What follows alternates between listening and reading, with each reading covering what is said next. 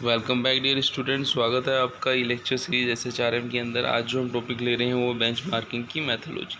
Benchmarking की mythology की यदि हम बात करें तो बेंचमार्किंग की जो प्रोसेसेस है उसको हम जो पहले समझ चुके हैं कि क्या बेंचमार्किंग की प्रोसेस होती है। उस प्रोसेस को step by step different stages के अंदर हम कैसे पूरा करते हैं उसको हम यहाँ पे बेंचमार्किंग की मैथोलॉजी के अंदर समझेंगे। तो यहाँ पे आप देखें, this steps involve 5 stage which are explain below. जैसे प्लानिंग है, फिर उसके बाद नेक्स्ट है आपका कलेक्शन ऑफ इंफॉर्मेशन है, फिर है आपका एनालिसिस ऑफ डेटा है, फिर है इम्प्लीमेंटेशन और फिर है आपका मॉनिटरिंग।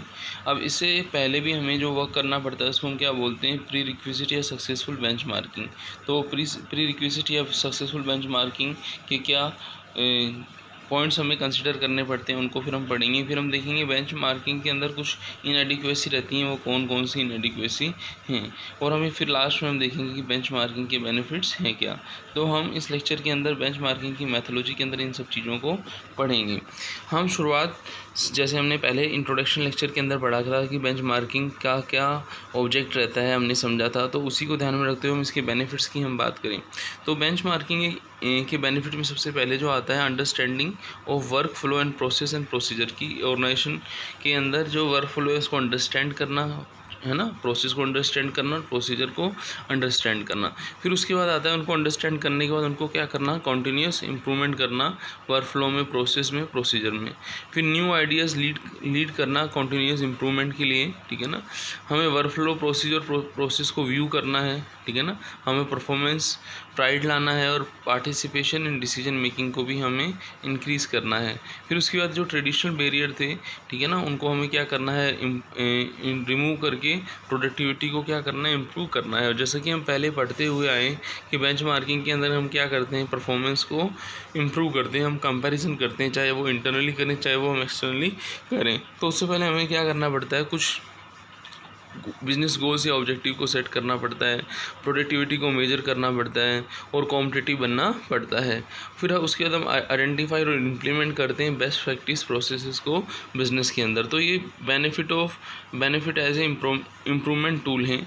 अब फिर हम बात करेंगे कि जो बेंचमार्किंग को जब हम इम्प्लीमेंट करते हैं तो कुछ इनएडिक्वेसी भी हमें फील होंगी, वो हमें फेस करनी पड़ती हैं। वो कौन कौन सी इनएडिक्वेसी हैं, जैसे देखिए, don't try benchmark too many things to begin with, select 2 or 3 key area and then gradually add other over time. कि होता क्या है, बेंचमार्किंग जब हम करते हैं तो हम कंपैरिजन करने के लिए जिस एरिया को सिलेक्ट करते हैं वो कंपैरिजन हम डिफरेंट बेसिस पे कर सकते हैं। तो हमें एक साथ सभी बेसिस को नहीं लेना है, वन बाय वन टाइम के हिसाब से हमें एक बेसिस को लेना है। फिर है don't waste time benchmarking thing that are just need to know, ठीक है ना। Every benchmark should aim to improve performance in area that contribute to profits and customer satisfaction.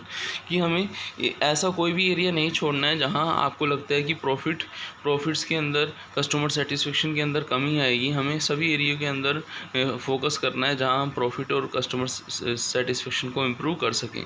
फिर है be precise in defining what is to be measure. कि हमें क्या measure करना है, कैसे मेज़र करना है, तो उसके लिए हमें क्या करना चाहिए, एप्रोप्रिएट बेंचमार्क लेना चाहिए। यदि हमारे अंदर क्लियरिटी नहीं है तो हम जो बेंचमार्क को इनएप्रोप्रिएट कर देंगे। तो हमें क्लियरिटी होनी बहुत ज़रूरी है। फिर हम देखते हैं कि जो हमने बेंचमार्क चाहे इंटरनली लिया हो चाहे वो एक्सटर्नली लिया हो, ठीक है ना। टेस्ट द बेंचमार्क इंटरनली और before consulting with outside companies. कि किसी भी आउटसाइडर से बेंचमार्क को कंसिडर करने से पहले हमें इंटरनली भी उसका असेसमेंट करना चाहिए। Remember that your organisation priority में change with time, so your benchmark should be regularly review. कि आपको अपने टाइम कॉस्ट के हिसाब से उस बेंचमार्क को भी रिव्यू करना ज़रूरी है। बेंचमार्किंग की जो स्टेजेस हैं उनको लागू करने से पहले हमें कुछ चीज़ें और ध्यान में रखनी पड़ती हैं जिनको हम क्या बोलते हैं, pre requisite of successful benchmarking. In practice the main requirement for success are a strong and active commitment from senior management to lead and implement the benchmarking process, a willingness to change and adapt based on the benchmarking finding, a realization that competition is consistently changing, openness to new ideas, creativity and innovativeness in their application to existing process, और a continuous benchmarking effort। तो इन सब चीज़ों को हमें ध्यान में रखना है जब हम बेंचमार्किंग को करते हैं। A willingness to share information with benchmarking partners, other organisation है उनके साथ हमें कंपैरिजन करना है, तो उसको भी हमें कंपैरिजन करते हुए चलना है। अब ये जो स्टेजेस थी बेंचमार्किंग की, उनको वन बाय वन हम यहाँ पे समझते हैं। तो सबसे पहले स्टेज जो आती है वो क्या आती है? प्लानिंग। प्लानिंग जैसा कि आपको पता है, जब भी हम बेंचमार्क करते हैं तो बेंचमार्क को किसी ऑर्गेनाइजेशन की प्रोसेस या फंक्शन या टेक्निक्स जो हम लागू करते हैं उसमें हम सब चीज़ों को देखते हैं कि वो this include informal conversation with customer हुआ है या फिर नहीं हुआ है, एम्प्लॉय हुआ है या फिर नहीं हुआ है, सप्लायर हुआ है नहीं हुआ है। This also include exploratory research technique, reengineering analysis, process mapping, quality control, variance report, financial ratio analysis, simply review, cycle time और अदर परफॉर्मेंस इंडिकेटर। ये सब चीज़ें हमें क्या करने हैं? चेक करने हैं। Before embarking on comparison with other organisation, it is essential to know organisation function, process, baseline performance, provide a point against which improvement effort can be measure. तो हमें इन सब चीज़ों को ध्यान में रखते हुए क्या करना चाहिए? प्लानिंग करनी चाहिए।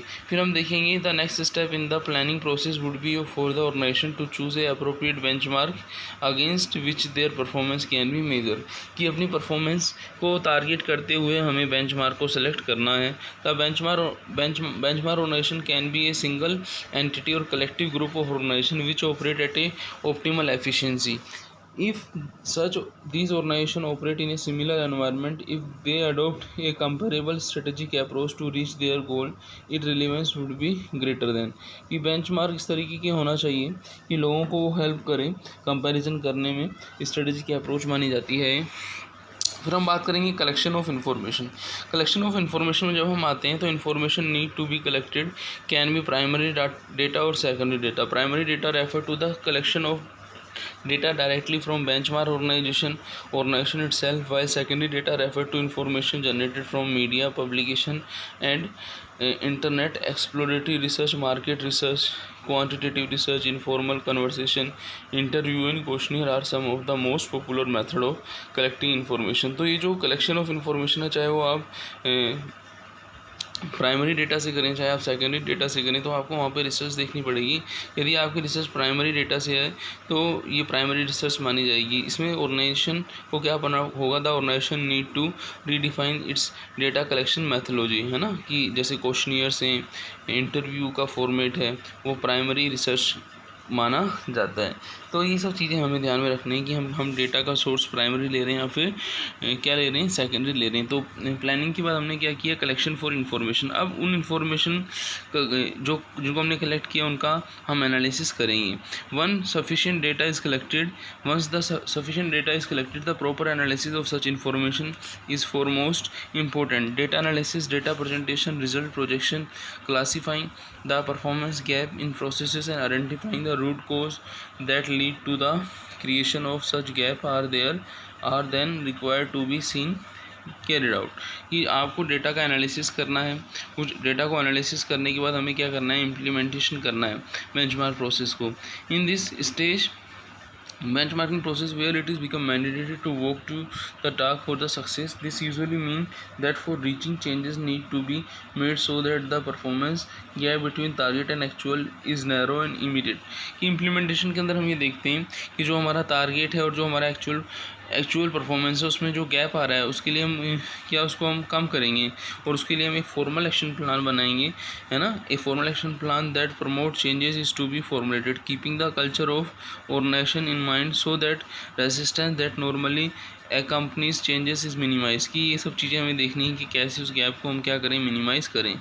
प्लानिंग के बाद फिर हमने क्या किया था? आपका डेटा का कलेक्शन, डेटा का एनालिसिस किया। अब हमने क्या किया? उस डेटा एनालिसिस का उसका इम्प्लीमेंटेशन किया। अब हम लास्ट पढ़ते हैं monitoring.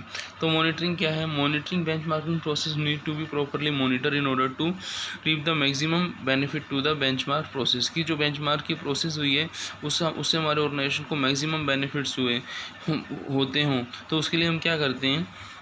assimilating the needed information, evaluating the progress made, reiterating the impact of changes and making any necessary adjustment are all part of the monitoring process। तो हमें मॉनिटरिंग इफेक्टिवली करना है। यदि हमने मॉनिटरिंग अच्छे से किया तो जो पहले की इम्प्लीमेंटेशन, डेटा एनालिसिस और कलेक्शन की प्रोसेस है और प्लानिंग की प्रोसेस है वो सारी क्या हो जाएगी, कंप्लीट हो जाएगी।